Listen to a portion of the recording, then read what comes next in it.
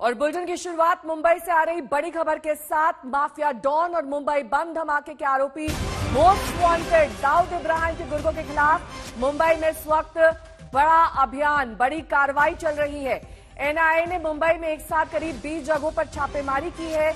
NIA की इस छापेमारी में दाऊद के गुर्गों के खिलाफ अभियान चलाया जा रहा है, जिसमें अंडरवर्ल्ड डॉन के शार्प शूटर्स, ड्रग तस्कर, हवाला ऑपरेटर्स, रियल एस्टेट मैनेजर्स और क्रिमिनल सिंडिकेट शामिल हैं। इस वक्त ये बड़ी छापेमारी मुंबई में की जा रही है, लेकिन किस पर ये छापेमारी हो रही है ये आपको दिखा देते हैं। शार्प शूटर्स इसमें शामिल हैं, ड्रग तस्कर शामिल हैं और हवाला ऑपरेटर्स, यानी कि कुल मिलाकर अगर देखा जाए तो यहां पर ये बड़ा ऑपरेशन एनआईए का मुंबई में चल रहा है। इन सभी पर ये छापेमारी, इनके ठिकानों पर छापेमारी, इनके गुर्गों से पूछताछ।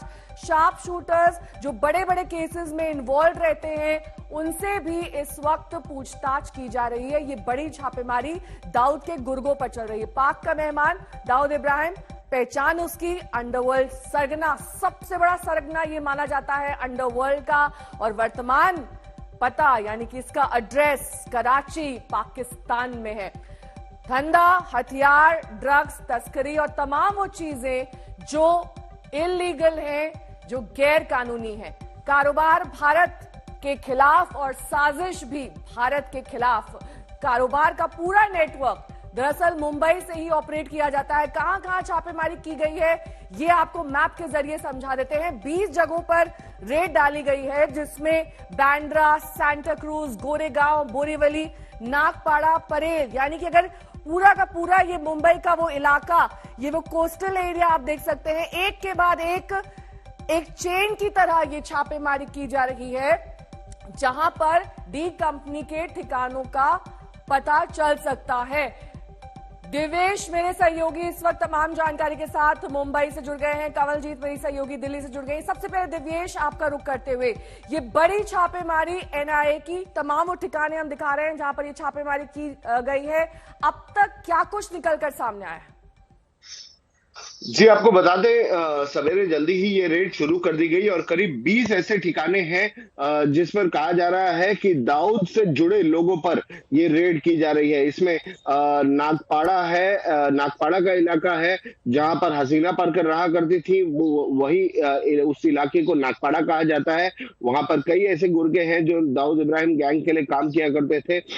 इसके अलावा बांद्रा का इलाका है, सांता क्रूज का इलाका है, बोरीवली का इलाका है, परेल का इलाका है। इन सारी जगहों पर ही रेड की जा रही है। जैसा कि एनआईए ने एफआईआर जब फरवरी में दर्ज की थी तो उन्होंने कहा था कि दाऊद इब्राहिम गैंग ने एक ऐसा ग्रुप तैयार किया है, एक ऐसा स्पेशल सेल तैयार किया है जो कि पूरे देश में आतंक फैलाने की कोशिश कर रहा है, लॉ एंड ऑर्डर डिस्टर्ब करने की कोशिश कर रहा है। और इस स्पेशल सेल को खासकर इसीलिए तैयार किया गया है ताकि देश को नुकसान पहुंचाया जा सके। और उसके बाद ये एफआईआर दर्ज की गई थी, उसी एफआईआर के बेसिस पर ये रेड्स की जा रही है, ये सर्च ऑपरेशन चलाया जा रहा है एनआईए के द्वारा। इसी एफआईआर पर एनफोर्समेंट डायरेक्टरेट ने भी केस ली थी और एनफोर्समेंट डायरेक्टरेट ने उसी केस में महाराष्ट्र के मंत्री और एनसीपी के नेता नवाब मलिक को भी अरेस्ट किया था। उस समय भी हसीना पारकर, उनसे जुड़े लोग और 93 ब्लास्ट के आरोपियों का रोल उस केस में सामने आया था।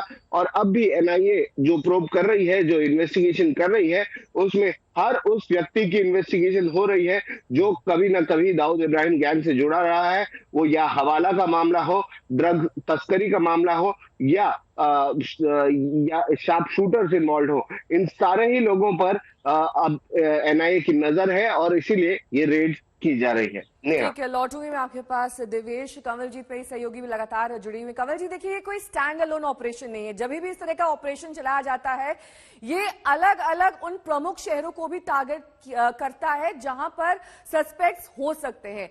ऐसे में एनआईए इस पूरे ऑपरेशन को अंडरकवर रखती है, बहुत सीक्रेसी से अंजाम देती है।